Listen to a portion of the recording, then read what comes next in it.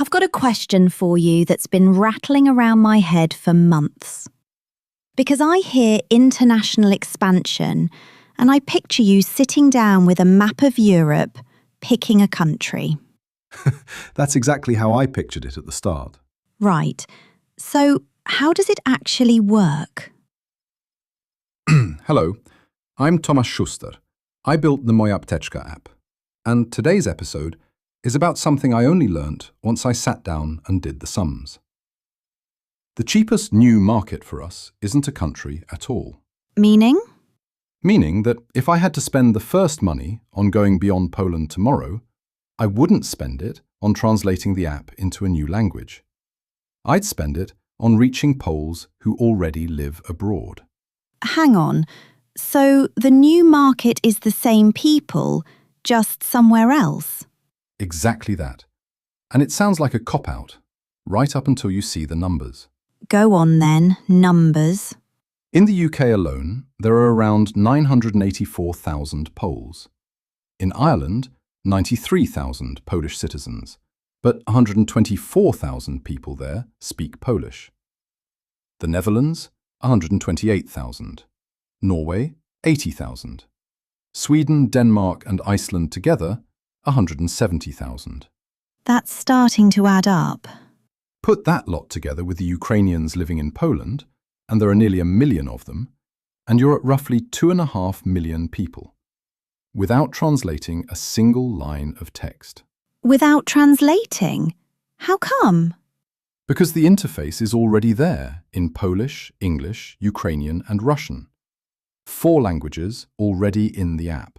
Fair enough, but language is one thing. They're buying their medicines in England, not in Poland. And that's the heart of it. They buy both. But you know what people bring back in the suitcase when they've been to see their parents? Medicines. Medicines. Which is why the Polish Medicines Register is still their database. I don't have to integrate with the British Health Service for that person to get something out of the app. You mentioned the Ukrainians in Poland. That's a completely different situation to a Pole in England. Different, but the mechanism is the same. Nearly 1 million people under temporary protection. They live here. They go to Polish pharmacies. They buy medicines from the Polish register. So the medicines database already matches? In a great many cases, the Polish database is enough, because we're talking about medicines bought in Polish pharmacies. There's only one thing missing: the language. And we've had Ukrainian in the app for ages. So why isn't it working yet? Because having a translated interface isn't the same as being found. Somebody has to type something in Ukrainian into the App Store and actually see us. That's homework I haven't done yet. And that's cheaper than a new country? Many times over. There isn't a single new integration in it. No new medicines register, no new pharmacies, no new law. One market, one database, one jurisdiction. Just 2 groups of people speaking different languages. That might be the most practical thing you've said today.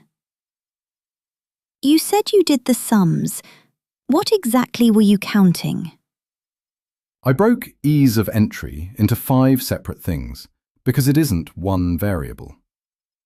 1. The interface language. 2. The medicines database. Will the Polish register do, or do you need a local one? 3. The legal regime.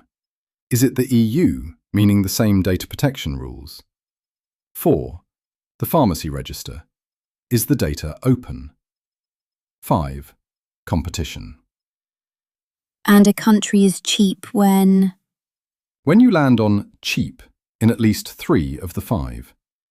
And it turns out that once you write it all down, your intuition stops working. How do you mean, stops working? Let me put it another way. If you had to pick a neighbouring country, where would you go first? Well, the Czech Republic. Close by, similar language, similar prices. And that's exactly the answer I gave myself. and the Czech Republic came out as one of the more expensive options. The Czech Republic? Why? 2 reasons, and neither of them is obvious. First, the similarity of the language is an illusion. A Czech isn't going to install an app that's in Polish. You need a full translation, exactly as you would for German. And the second? The second one's uglier. The medicines data there isn't open the way ours is. You have to go knocking, and that means time and lawyers. It comes out at 40 to 60,000 euros for the country next door. That's completely the opposite of what I'd have thought. Which is why I counted it instead of guessing. Being close on the map has nothing to do with the cost of getting in. While we're at it, Germany. Big market, wealthy, right next door. Surely that's the obvious one. Big and wealthy, yes, but not empty. And that's the difference I underestimated at the start. Not empty, meaning somebody's already there. The leader in Germany, Austria and Switzerland is My Therapy, a company out of Munich. There's also an app called literally Digital Home Medicine Cabinet, a direct counterpart to what I'm building. And on top of that, the state has its own app for electronic prescriptions. So you'd have someone to compete with. If I went into Germany, I'd be up against My Therapy and against the Digital Home Medicine Cabinet. And alongside that, I'd have to factor in the state's e-prescription infrastructure. That isn't a competitor, it's part of the landscape everyone there operates in.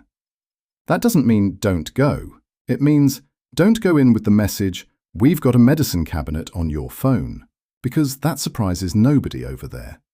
You need a reason for somebody to switch from something they've already got. And have you got one? Honestly, not a strong enough one to spend money on it this year. And I'd rather say that out loud than pretend I've got a plan for everything. And here I need to be precise, so there's no misunderstanding. What's actually shipped is 4 interface languages and working with the Polish medicines database. Everything else in this conversation, Estonia, Germany, the UK, is analysis and planning. I'm not announcing entry into any market. Then tell me about the country you'd pick as the first real foreign market. Not a diaspora, a country. Estonia. Estonia? 1.3 million people. That's a small market. Small, and that's the only minus on the whole list. Go on then, list the pluses. Roughly 1 in 5 people there speaks Russian, and English is widespread, so the language barrier is lower because we've already got both of those. That doesn't mean we're ready to go in. We haven't got Estonian. It's in the EU, so we'd be under the same GDPR we already work under, though the local requirements would need checking separately. Health data is open and well organised, because Estonia built it as shared state infrastructure. And the competitive landscape in that particular category looks less crowded than Germany's, although that's precisely the thing that would need verifying separately before any entry. So it's nearly a full house. 3 solid pluses and 1 thing that still needs checking, the competition as it happens, and on the spreadsheet, Estonia comes out at 15 to 25,000 euros. The Czech Republic, 40 to 60. That sounds absurd when you put the two side by side. It does, and that's the best lesson I took from the whole exercise. A small country with open data can be cheaper than a big country without it. Right. Now, I have to ask you something, or people will take this whole episode the wrong way. Go on. Are we already doing this? Is the app running in Estonia, in Germany, in the UK? No, and I'm glad you asked, because I don't want this episode sounding like an announcement. These are analyses and plans. Counted, written out, but still plans. So what's actually done? 2 things. The app has 4 interface languages: Polish, English, Ukrainian and Russian. And this podcast has an English version, the one you're listening to now, on its own channel. That's it. The rest is a spreadsheet with numbers in it. Honest. I prefer it that way. I know the genre. A founder says, we're present in 5 markets. And what it means is the app can be downloaded in 5 countries, because that's what the store does by default. So tell me, to finish, What did all that analysis actually give you? Because I'm hearing a great deal about what you're not going to do. It gave me an order, which is something I didn't have before. Before, I had a list of countries and a hunch. Now I've got an order in which every step pays for the next one. Meaning? The diaspora comes first, because it needs no technical work, just marketing and making sure the app can be found in English. Ukrainians in Poland come second, because the interface is already there and the medicines they buy are Polish. And only out of whatever those 2 steps bring in does it make sense to fund the first real country. So it isn't, we're conquering Europe. It's, we do one thing that pays for the next one. Yes, and that's probably the only version of expansion that makes sense when you're doing it on your own. You know what strikes me about that? It's the same logic you apply inside the app itself. Don't promise more than you know. I hadn't thought of it that way, but you're right. If I don't know, I say I don't know. Same in the app, same in the expansion plan. I'd add one more thing, from a completely non-investor point of view. We've got families scattered across Europe. Mum rings up and asks about a medicine I haven't got in my hand. And that's exactly the first group. Not an abstract British market, but one particular person who moved to the UK and whose medicines are still Polish. That, at least, sounds like something I know from life, not from a spreadsheet. Because it came from life first. The spreadsheet only confirmed there are 2.5 million of them. If you'd like to give it a go, you'll find the link to the mojApteczka app in the episode description. The app is free, and your medicine cabinet is there offline too. And if you enjoyed this episode, share it with someone who lives abroad and still brings their medicines back from Poland. One more thing before we go. This podcast is made with the help of artificial intelligence. I wrote the dialogue myself, but the voices you're hearing aren't ours. They're AI-generated synthetic voices. We're telling you this straight out because we think it should be the standard for any podcast made this way. Full details are in the show notes and in every episode description. Until next time. Until next time.